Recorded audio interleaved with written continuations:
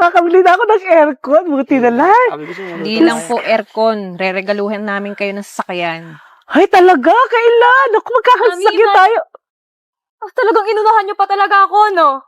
Lagi ito Galing nasulpot niyo rin na lang eh. bigla-bigla eh. No? Mami, alam mo ba yung dalawang yan? Nakita ko dun sa warehouse nila. Nakalagay mga noodles, pero yung totoo, nagbebenta ng shabu.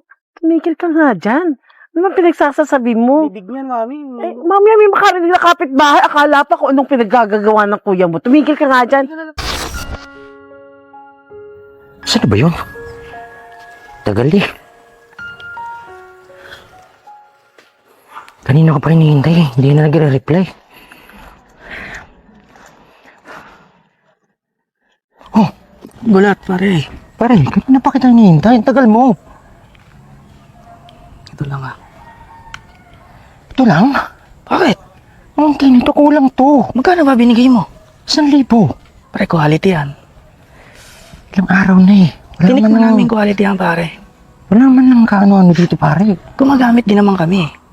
Tagal na nang walang supply. Kung gusto Tatlong mo sa araw isang na. linggo, kukontakin ko yung girlfriend ko. Asahan ko yan ha, pero bilisan mo kasi kulang to eh. Ilang araw Sige. lang to. Sa ngayon, pwede na sa'yo yan ha. Wala naman akong magagawa eh. Hoy, binigay mo? para ka ha. Parak? Sabi ko sa'yo, Sinasabi mo parak. Kanina pa nga kita hinihintay. lagaan mo yan. Ang ka. Sige na, salamat. Buko. Mami, Mami! O, ano? Kuya Harvey, nakita ko doon. May kasamang lalaking maliit mukhang adik. Gumagamit sila. Ikaw nga, huwag ka nga makikialam dyan sa pinagagawa ng kapatid mo. Basta ikaw, kung may nakita ka, itake ko mo yung bibig mo, ha? Mami, alam mo ba yung ginagawa ng kapatid ko? Ay, nako, basta huwag kang makialam. Diskarte yun ng kuya mo. At saka din dahil sa kanya, may pera tayo, kaya tigilan mo yan. Huwag kang maingay, ha? Baka marinig pa ng mga kapitbahay mga pinagsasabi mo. Basta itake ko mo yung bibig mo, tapos! Halika rito, tulungan mo na ako mag-garden dito kung saan-saan ka pumupunta. Ayun, ayusin mo yun. Ilabas mo. Alam niyo naman kasing mali yun, Mami. Ay, naku, tumigil ka dyan. Ano? Inakasunod ba sa'yo dito? Pa ba? Siyempre wala. Ilan ba supply mo? Nasa 500 na yung taong supply ko. Si JL kailangan pa. Hoy, kayong dalawa. Yung ginagawa niyo dito, ha? Paano ka naman nakarating dito? Ikaw, kuya, kasama mo na naman yung babaeng yan. Tingnan mo, mata niya, oh, napakaitim na. Halatang batak na batak sa paggamit. Tumigil ka nga. Isa kanya nga nang gagaling yung pinagpaaral mo eh. Anong sa kanya? Oh. Diyan niyo kinukuha lahat ng pampaaral sa akin?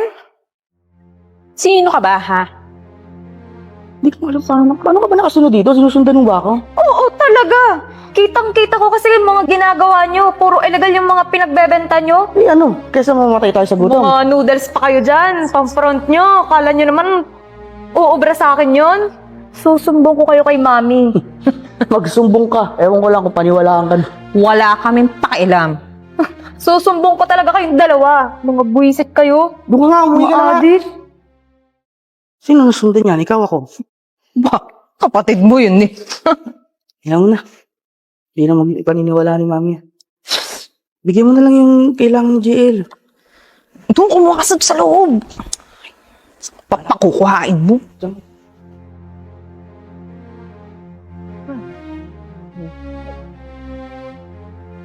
Oh. Kumusta? Kumusta ho kayo? Ay, ito. Nag-aayos sa mga garden natin. Nagpapahangin-hangin at ang init sa loob ng bahay. Ay, bili kang aircon. Wow! Ay, grabe. Ang laki dito. Salamat ho kayo. Ay, salamat, Marsa.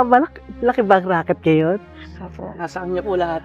Ay, naku. Kakabili na ako ng aircon. Buti na lang. Sabi ko sa'yo, Hindi lang po aircon. Reregaluhan namin kayo ng sasakyan. Ay, talaga? Kailan? Naku, magkakasakyan Mami, tayo. Talagang inunahan niyo pa talaga ako, no? Lagi ito Galing niyo nasulpot rin na lang eh. bigla-bigla eh. No? Mami, alam mo ba yung dalawang yan? Nakita ko dun sa warehouse nila. Nakalagay mga noodles, pero yung totoo, nagbebenta ng shabu. Tumigil ka nga dyan. Ano bang pinagsasasabi mo? Bibig niyan, Mami. Eh, mamaya may makarinig na kapitbahay. Akala pa kung anong pinaggagawa ng kuya mo. Tumigil ka nga dyan. Hindi na lang Eto, magpasalamat. binigyan tayo ng pambili ng aircon. Hindi na mainit sa kwarto at saka magkakasasakyan na tayo. Yan man pala ang lakas ng loob nito eh. Kinakampihan niyo pa yan.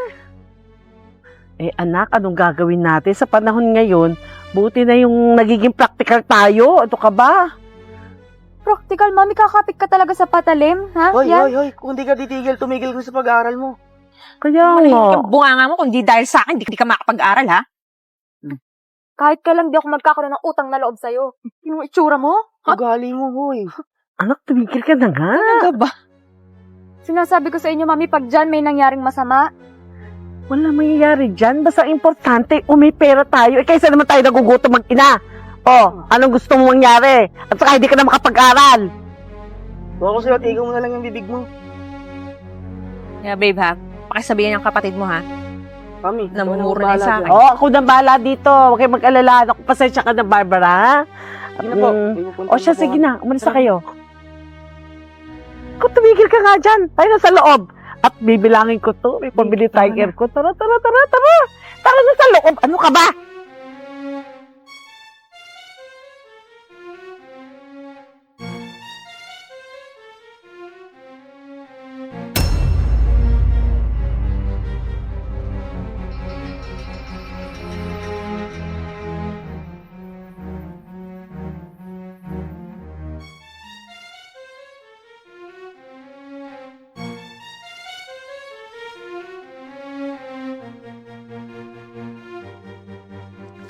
Ano ba yan? Nasa na kaya si Sarah? Diyos ko, anong gagawin ko? Anong gagawin ko? Ang tagal naman ni Sarah. Mami, Naku, Sarah, buti dumating ka na. May nangyari sa kapatid mo. ano po nangyari? May nangyari. Nahuli sila ng pulis. Ano nga ba kasing sinasabi ko, Mami? Ilang beses ko nang sinabi sa inyo. Bakit nyo kasi hinayaan? Hindi ko alam. Malay ko ba? Hindi ko alam kung saan sila tumatambay. Basta, nalaman ng mga pulis kung saan sila nandun. Anong gagawin natin ngayon? Hindi ko rin alam. Punta natin lang sa presinto na sila. Yung kasi sinasabi ko sa inyo, Mami, kung nung una pa lang, pinigilan nyo na, sinabi nyo nang wag ituloy yung gagawin nila, eh di sana wala tayong problema ang ganito! Tapos ngayon, iyak-iyak kayo! Hindi ko naman alam na gano'n. Kasi siya lang yung nagbibigay ng pera sa atin. Ano gagawin ko? Hindi naman kasi ganun yun, Mami. Pwede naman humanap ng magandang trabaho. O, yan, ngayon, iyak-iyak kayo ngayon. O, tumana kayo, tana! Tana! Gagawin natin. Pupuntahan ko na lang. Pupuntahan ko na lang. Natin. Sarah, paano na tayo ngayon? Sarah! Baka hindi makalabas sa kulungan ng kapatid mo. Baka ako ano mangyari sa kanya doon. Kumalma ka muna, Mami. Kumalma ka. Hindi makakatulong yan. Oh, umupo ka muna. Kumalma ka. Paano ko kakalma nito, nak? Alam mo, Mami, ayan kasi yung sinasabi ko na nun sa'yo. Pupunta ako doon, pero hindi ko maipapangako na mailalabas pa natin si Kuya. Kasi yung nangyari sa kanya, wala nang piyansa yun eh. Ay, naku. Ito na kasi yung sinasabi ko sa'yo noon. Oh, tingnan mo. Naibigay yung mga gusto mo. Naibigay yung aircon mo, yung sasakyan mo. Pero ayan, yung kapalit. Sa mabilis nakuha yung pera, mabilis din mawawala. Sana naman naiintindihan mo na ngayon yung mga pinagsasasabi ko kung bakit kumukontra ako sa'yo. Sarah, paano na tayo ngayon? Wala na, bahala na tayo, Mami. Ako nang bahala. Kumalma ka muna dyan, ha? Pupunta ako doon, pero wala na talagang pag-asa yun eh. Kakausapin ko na lang. Wala ka na, nak. Hindi ko naman gagawin ko. Sana magsilbing aral na to sa'yo, Mami. Na hindi lahat ng bagay, porket nakukuha mo yung gusto mo, na ibibigay lahat ng luho mo, papayagan mo na. Ikaw yung matanda, dapat alam mo yung tama sa mali. Sige, dito muna ako. Puntahan ko muna. Mag-iingat ka, anak.